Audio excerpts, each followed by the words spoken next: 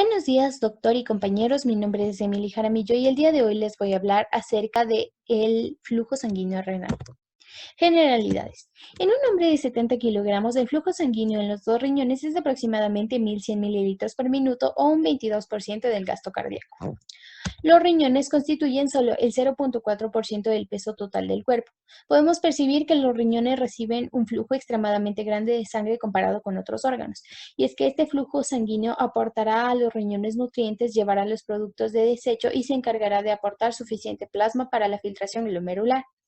Los riñones consumen normalmente el doble de oxígeno que el encéfalo, pero tienen casi 7 veces más flujo sanguíneo. Y es que, aparte de sus necesidades metabólicas, una gran parte del oxígeno se relaciona con la elevada reabsorción del sodio en los túbulos renales.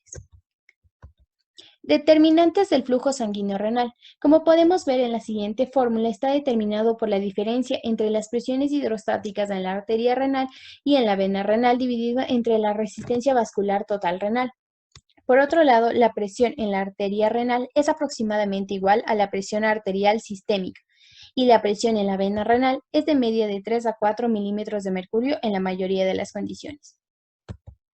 Presiones y resistencias vasculares aproximadas en la circulación de un riñón normal. La mayor parte de la resistencia vascular renal está en las arterias interlobulares, arterias deferentes y en las arteriolas eferentes. La resistencia a estos vasos está controlada por el sistema nervioso simpático, varias hormonas y mecanismos de control locales.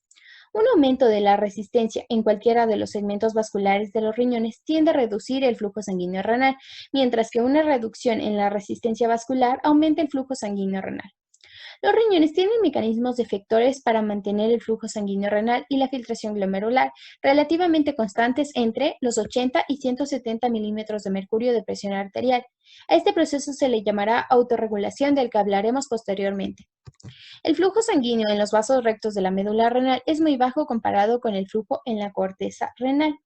La parte externa del riñón, la corteza renal, recibe la mayor parte del flujo sanguíneo renal. El flujo que recibe la médula supone solo el 1 al 2%, y es que este flujo procede del sistema capilar peritural llamado vasos rectos. Estos son importantes para que los riñones puedan formar una orina concentrada. Control fisiológico de la filtración glomerular y del flujo sanguíneo renal.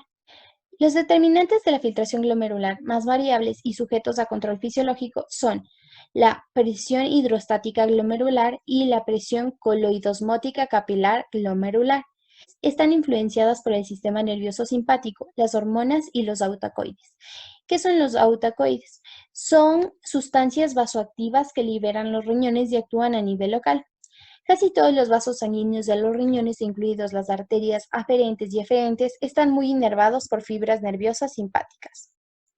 La intensa activación del sistema nervioso simpático reduce la filtración glomerular, y esto se debe a que la fuerte activación de los nervios simpáticos renales puede contraer las arteriolas renales y reducir el flujo sanguíneo renal y la filtración glomerular. Control hormonal y por autacoides de la circulación renal.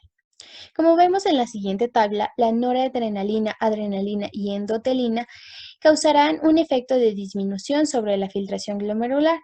La angiotensina 2 la mantendrá estable, y el óxido nítrico derivado del endotelio, las prostaglandinas, aumentarán la filtración glomerular. La autorregulación de la filtración glomerular y el flujo sanguíneo renal.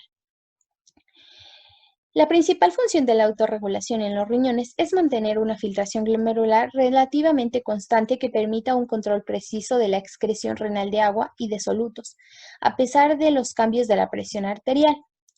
La filtración glomerular permanece normalmente autorregulada.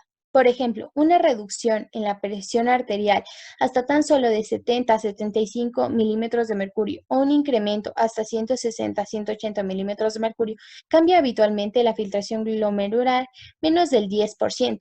En general, el flujo sanguíneo renal se autorregula en paralelo con la filtración glomerular, pero esta se regula de forma más eficiente en ciertas condiciones. Gracias por su atención.